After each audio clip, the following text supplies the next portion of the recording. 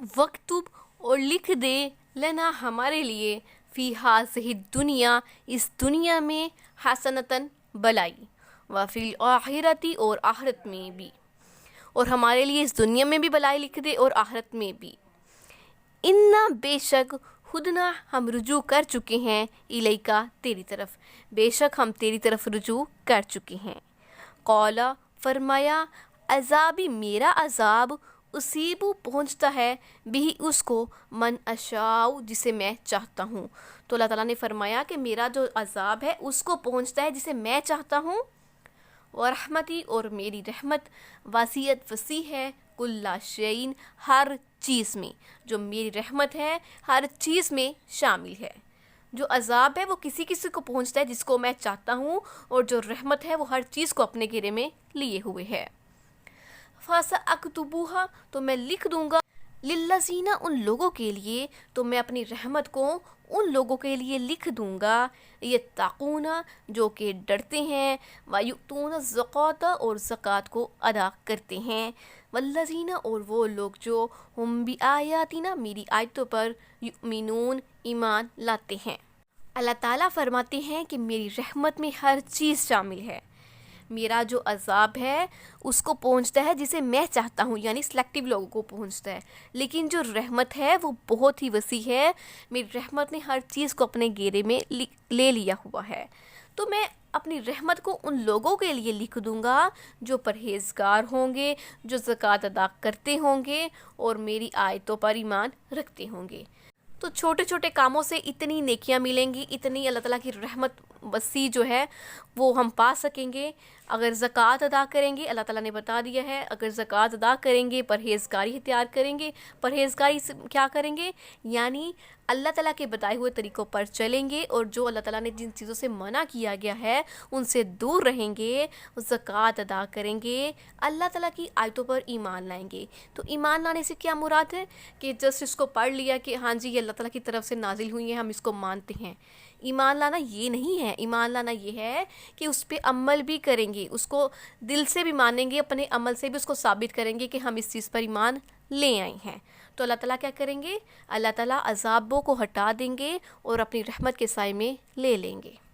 چونکہ کلیم اللہ نے اپنی دعا میں کہا تھا کہ یہ صرف تیری طرف سے آزمائش ہے، تو اس کے جواب میں فرمایا جا رہا ہے کہ عذاب تو صرف گناہ گاروں کو ہی ملتا ہے۔ گناہ گاروں میں بھی سے ہر کسی کو عذاب نہیں ملے گا، بلکہ ہر انسان سمجھتا ہے کہ میں گناہ گار ہوں، میں نے یہ غلطیاں کی ہیں، تو ہر انسان کو اللہ تعالیٰ اپنے عذاب میں شامل نہیں کریں گے۔ صرف اس کو سزا ملے گی جو اللہ تعالیٰ کی نظر میں بھی گناہ گار ہوں گے، جن کو اللہ تعالیٰ معاف کر چکے ہوں گے، اس گناہ گار کو سزا نہیں ملے گی۔ اللہ تعالیٰ فرماتے ہیں میں اپنی حکمت، عدل اور پورے علم کے ذریعے جانتا ہوں کہ کون عذاب کا مستحق ہے، صرف اسی کو عذاب پہنچاتا ہوں۔ ہاں البتہ میری رحمت بڑی وسیع ہے جو سب پر شامل اور محیط ہے۔ مسند احمد میں ہے کہ ایک اعرابی آیا، اونٹ بٹھا کر اسے باندھ کر نماز میں حضور صلی اللہ علیہ وآلہ وسلم کے پیچھے کھڑا ہو گیا۔ نماز سے فارغ ہو کر اونٹ کو کھول کر اس پر سوار ہو کر اونچی آواز سے دعا کرنے لگا، اے اللہ مجھ پر اور محمد صلی اللہ علیہ وآلہ وسلم پر رحم کر، اور اپنی رحمت میں کسی اور کو ہم دونوں کا شریک نہ کر۔ آپ یہ سن کر فرمانے لگے یہ تو خود گمراہی میں بڑھا ہوا ہے۔ تم نے سنا اس نے کیا کہا؟ صحابہ نے عرض کی ہاں حضور صلی اللہ علیہ وآلہ وسلم ہم نے سن لیا۔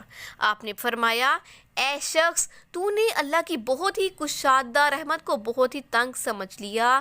سن، اللہ تعالیٰ نے اپنی رحمت کے 100 حصے کیے، جس میں سے صرف ایک حصہ مخلوق میں اتارا جو تمام مخلوق میں تقسیم ہوا، یعنی انسان، حیوان، جن سب میں ایک حصہ شامل ہوا، جبکہ باقی 99 حصے اپنے لیے رکھے۔ دیکھو ذرا ایک جو حصہ ہے وہ مخلوق کے لیے ہے، تو پھر بھی دیکھو اس کی رحمت کتنی وسیع ہے، باقی 99 حصے اپنے پاس ہیں، تو سوچو کہ اس کی رحمت کتنی وسیع ہے۔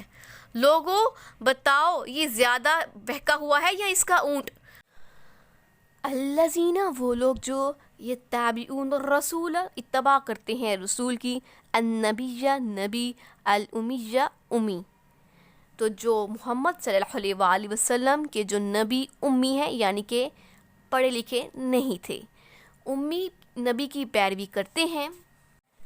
अल्लज़ी वो लोग जो यजीदूनहु पाते हैं उसको मकतूबन लिखा हुआ इंदहुम अपने पास फी तौराती तौरात में वल इंजील और इंजील में, तो जिनके औसाफ को वो अपनी किताबों तौरात और अंजील में लिखा हुआ पाते हैं।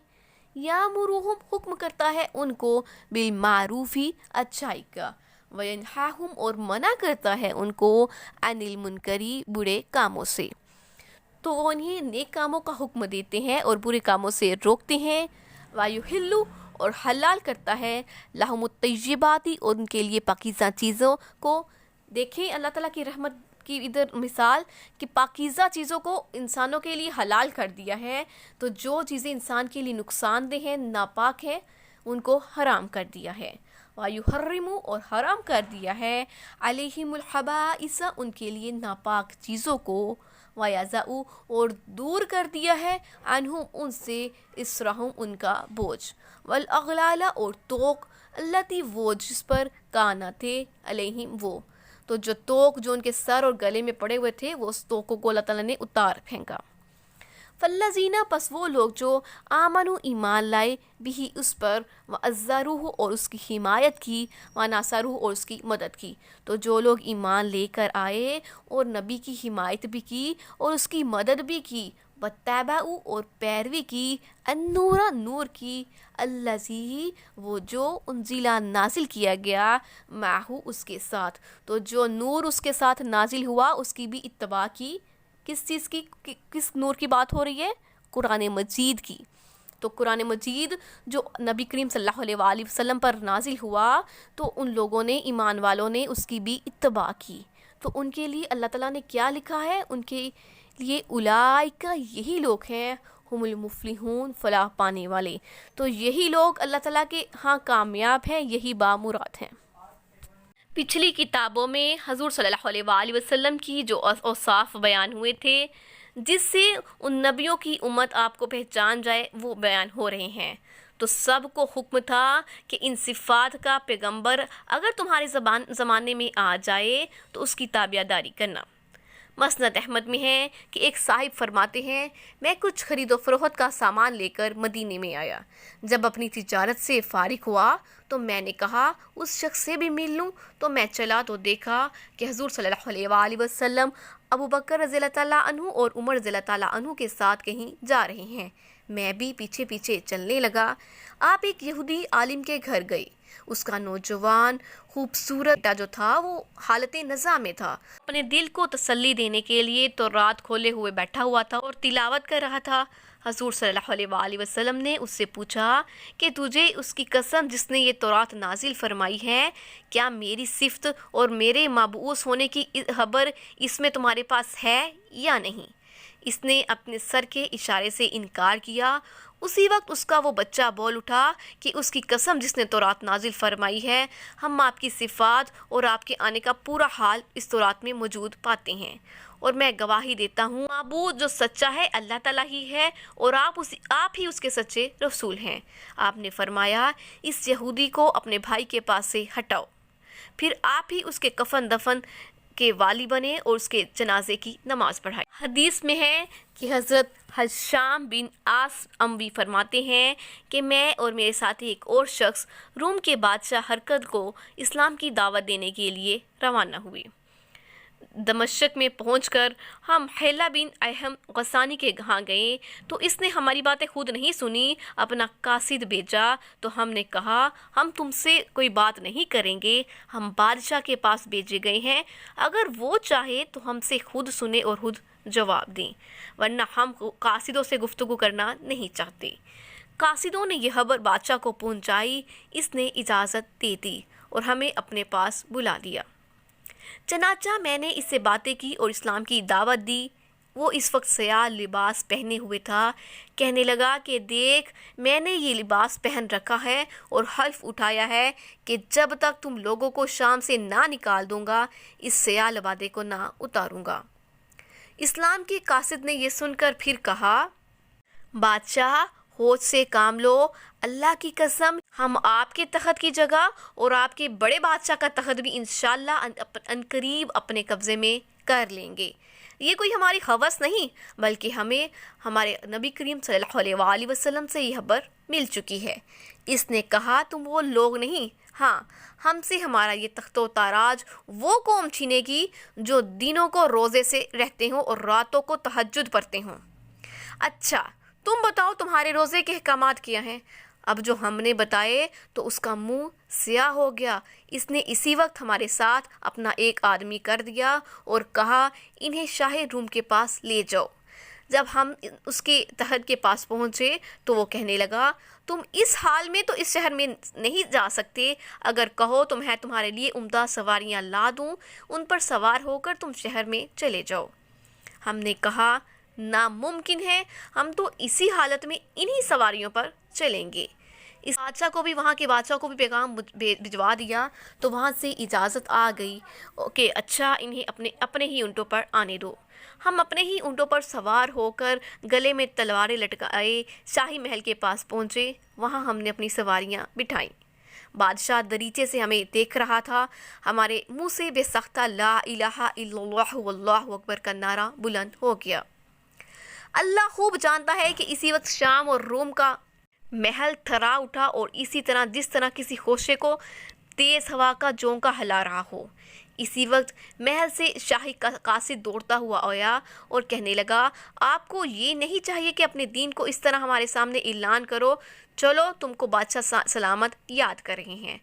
ہم اس کے ساتھ دربار میں گئے، دیکھا کہ چاروں طرف سرخ محمل اور سرخ ریشم ہے، خود بھی سرخ لباس پہنے ہوئے تھا۔ سارا دربار پادریوں اور سلطنت کے ارکان سے بھرا ہوا تھا۔ جب ہم پاس پہنچ گئے تو مسکرا کر کہنے لگا جو تم آپس میں سلام کرتے ہو تم نے وہ مجھے سلام کیوں نہیں کیا؟ تو بادشاہ کے ترجمان نے ہمیں اس بات کی وضاحت کی تو ہم نے جواب دیا کہ جو سلام ہم میں ہے اس کے تم لائق ہی نہیں، اور جو آداب کا دستور تم میں ہے وہ ہمیں پسند نہیں۔ اس نے کہا اچھا تمہارا سلام آپس میں کیا ہے؟ ہم نے کہا السلام علیکم۔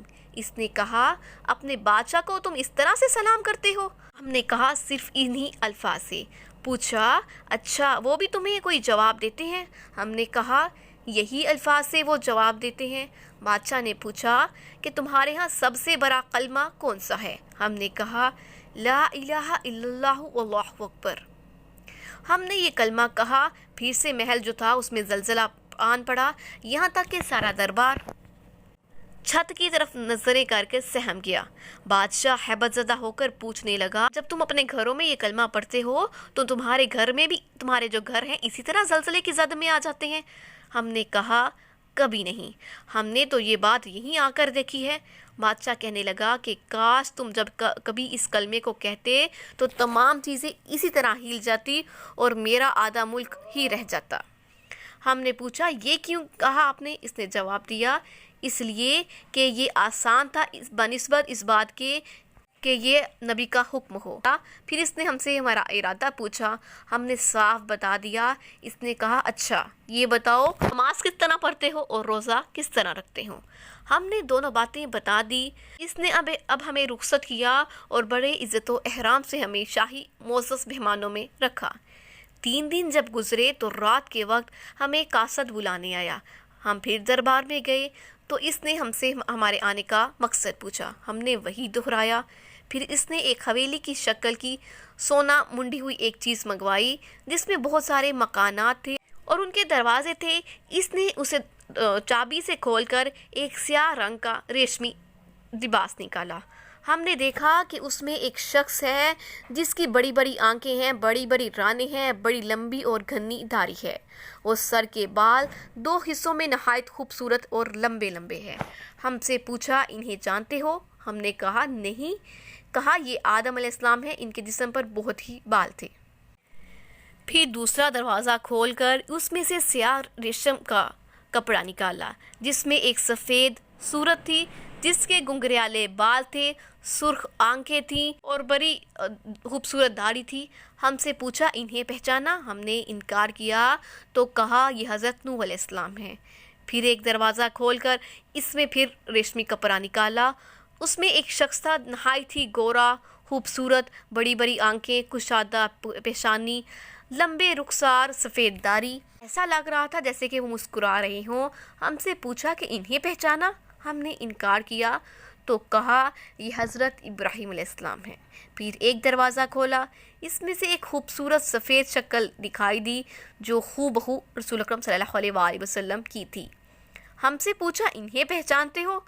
ہم نے کہا یہ حضرت محمد صلی اللہ علیہ وآلہ وسلم ہیں، اور یہ کہہ کر ہماری آنکھوں سے آنسو نکل آئے۔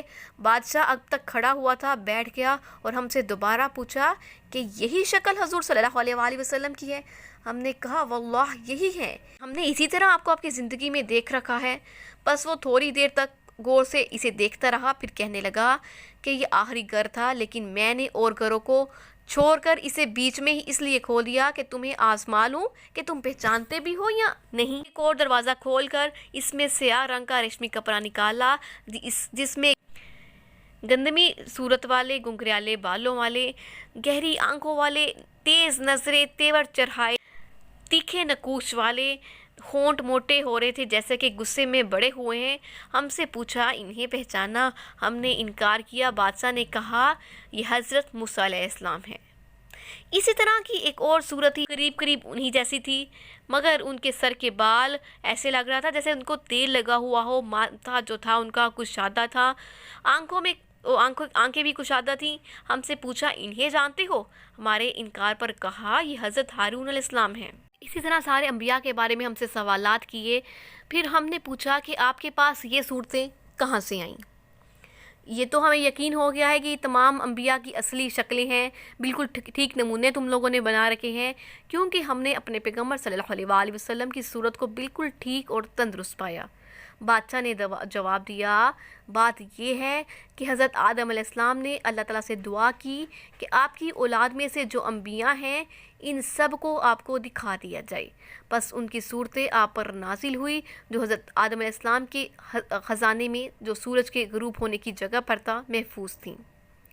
ذوالقرنین نے انہیں وہاں سے لے لیا اور حضرت دانیال کو دی۔ پھر بادشاہ کہنے لگا میں تو اس پر خوش ہوں کہ اپنی بادشاہ چھوڑ دوں، میں اگر غلام ہوتا تمہارے ہاتھوں بک جاتا اور تمہاری غلامی میں اپنی پوری زندگی بسر کر دیتا۔ اس نے ہمیں بہت سے تحفے تحائف دے کر اچھی طرح سے رخصت کیا۔ صدیق کے دربار میں پہنچے اور انہیں سارا واقعہ بیان کیا تو حضرت ابوبکر صدیق رونے لگے اور فرمانے لگے کہ ہمیں حضور اکرم صلی اللہ علیہ وآلہ وسلم نے بتایا ہے کہ نصرانی اور یہودی حضرت محمد صلی اللہ علیہ وآلہ وسلم کی اوصاف کو اپنی کتابوں میں بالکل ٹھیک بتاتے ہیں۔ آپ کے صحابی ابو برزہ اسلمی فرماتے ہیں میں حضور صلی اللہ علیہ وآلہ وسلم کے ساتھ رہا ہوں، آپ کی آسانیوں کا خوب مشاہدہ کیا ہے۔ پہلی امتوں میں بہت سختیاں تھیں، لیکن اللہ تعالیٰ نے اس امت سے تمام سختیاں دور کر دیں، آسان دین اور سہولت والی شریعت انہیں عطا فرمائی۔ حضور صلی اللہ علیہ وآلہ وسلم فرماتے ہیں میری امت کے دلوں میں جو وسوسے گزریں ان پر انہیں پکڑ نہیں جب تک زبان سے نہ نکالیں یا اس پر عمل نہ کریں۔ فرماتے ہیں میری امت کی بھول چوک اور غلطی وہ کام جو جبراً ان سے کروائے جائیں ان سے اللہ تعالیٰ نے قلم اٹھا لیا ہے۔ یہی وجہ ہے کہ اس امت کو اللہ تعالیٰ نے یہ تعلیم فرمائی کہ کہو اے ہمارے پروردگار ہماری بھول چول پر ہمیں نہ پکڑنا، ہاں اے ہمارے رب ہم پر بوجھ نہ ڈالنا جو ہم سے پہلوں پر ڈالا تھا، اے ہمارے پروردگار ہمیں طاقت سے زیادہ بوجھل نہ کرنا، ہمیں معاف کر، ہمیں بخش دے، ہم پر رحم فرما، تو ہی کار ساز ہے، ہمیں کافروں کے مقابلے ہماری مدد فرما۔ تو صحیح مسلم ہے کہ جب مسلمانوں نے یہ دعائیں کی تو ہر جملے پر اللہ تعالیٰ نے فرمایا میں نے قبول فرمایا۔ بس جو لوگ اس نبی پر ایمان لے آئیں آپ کا ادب و احترام کریں اور جو وہی آپ پر اتری ہے اس کی پیروی کریں تو وہی دنیا میں فلاح پانے والے ہیں۔ قل کہہ دیجئے یا ایھا الناس اے لوگو انی بے شک میں رسول اللہ کا رسول ہوں الیکم تمہاری طرف۔